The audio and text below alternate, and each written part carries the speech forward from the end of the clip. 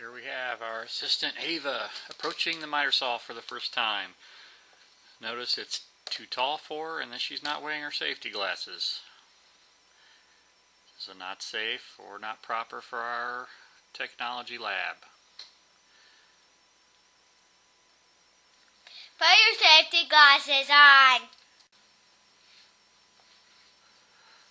Now you see that Ava has her safety glasses on. The height has been adjusted so she could handle it easily.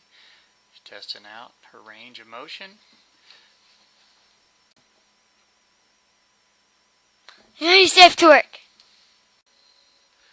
Next is you want to make sure that your saw is securely mounted to either a table or a stand.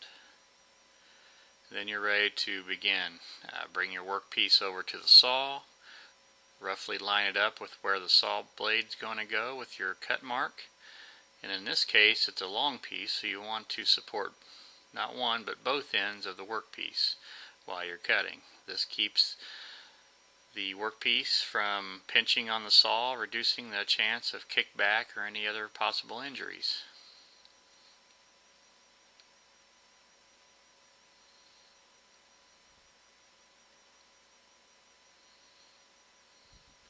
It's very important you do both sides. One side or the other and your piece will fall off during the cut, and you want to make sure that you're not reaching for parts or pieces or scrap pieces during the cutting operation. So once that's done, you line it up.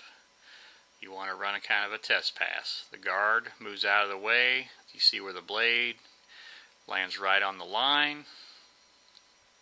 Then you're ready to cut. When you're all done, unplug the machine. Remember to work safe.